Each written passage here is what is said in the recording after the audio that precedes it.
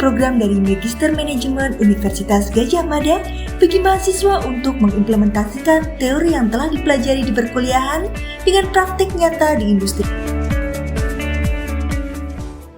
Saat ini, industri otomotif di Indonesia mengalami peningkatan dari tahun ke tahun, terutama untuk kendaraan roda 2. Meningkatnya jumlah kendaraan roda 2 berpotensi dalam meningkatkan kebutuhan spare part kendaraan tersebut, menjadi sebuah peluang bisnis untuk pengusaha baik di dalam dan luar negeri untuk mengembangkan bisnis spare part di Indonesia.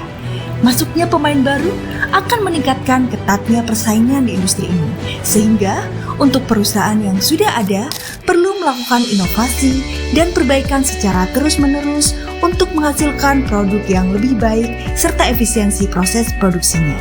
Dan salah satunya adalah CV Krypton Gamajaya, perusahaan spare part valve untuk kendaraan motor roda 2 yang sudah beroperasi selama lebih dari 20 tahun.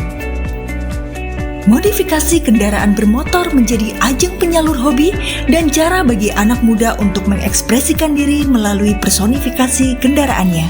Modifikasi velg ini juga akan terus berubah, terutama kebutuhan model yang terus diperbarui sesuai dengan tren yang ada.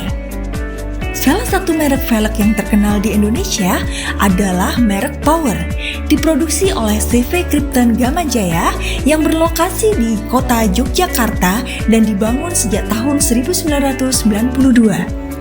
CV Krypton Gamajaya yang memiliki jumlah tenaga kerja lebih dari 80 orang tidak hanya menawarkan produk dengan merek keluaran sendiri, melainkan juga menerima jasa pembuatan produk sejenis untuk mitra dan perusahaan lain secara custom.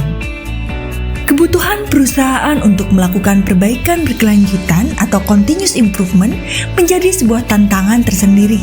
Bagi pucuk manajemen, hal ini harus terus didorong karena beberapa alasan, antara lain: 1. Meningkatnya persaingan tidak hanya dari dalam, namun juga dari luar negeri seiring dengan terbukanya pasar global di Indonesia.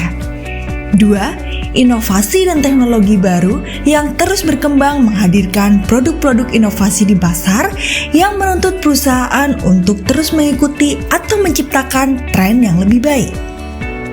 3. Adanya semangat dan potensi yang besar dari dalam internal tim dan manajemen Krypton Gamajaya untuk melakukan adaptasi melalui berbagai alat dan cara kerja yang bisa terus dipelajari dan dikembangkan.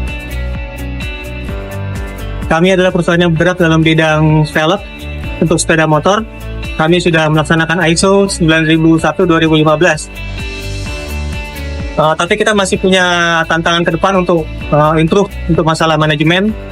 Semoga dengan kedatangan rekan-rekan ini untuk proyek immersion bisa memberikan solusi untuk kita ke depan melakukan continuous improvement yang lebih baik ke depannya. Terima kasih. Prinsip continuous improvement dianalogikan seperti keinginan untuk berada di puncak gunung dan mendapatkan pesona keindahannya. Tetapi, dalam perjalanannya diperlukan adanya upaya, pembaharuan, dan pengawasan pada perencanaan, alat, cara, serta kemampuan dari para pendaki untuk bisa mencapainya. Dan ini diibaratkan sebagai kesatuan tim. Menjalankan perbaikan berkelanjutan tidak bisa dilakukan dalam satu waktu, tetapi secara bertahap dari berbagai aspek sehingga kemudian menciptakan dan meningkatkan kinerja dan kualitas produk secara keseluruhan. Dalam pelaksanaannya, continuous improvement seperti sebuah perjalanan yang memiliki peta jalan sendiri dan setiap perusahaan bisa diukur dari level pertama hingga level kelima. Melalui wawancara dan observasi, identifikasi perjalanan continuous improvement di CV Krypton Gamajaya menunjukkan bahwa perusahaan ini terletak di level ketiga, di mana pada level 3 ini perusahaan sudah memiliki tujuan strategi dan manajemen penerapan continuous improvement, namun masih di skala manajerial dan belum terlihat secara menyeluruh atas inisiatif dan proaktif dari seluruh karyawan. Melalui immersion ini, kami menindaklanjuti dengan mengevaluasi penerapan serta tantangan yang dihadapi pada level 3 yang sudah ditentukan sebelumnya, kemudian memberikan rekomendasi solusi yang relevan kepada manajemen CV Krypton Gamajaya, di antaranya 1. Membuat KPI dashboard untuk memvisualisasikan kinerja setiap divisi, setiap target, dan monitor pencapaian. 2. Melakukan identifikasi terkait dengan bentuk dasar penerapan Lean, yaitu identifikasi tujuh pemborosan dan rekomendasi untuk menguranginya.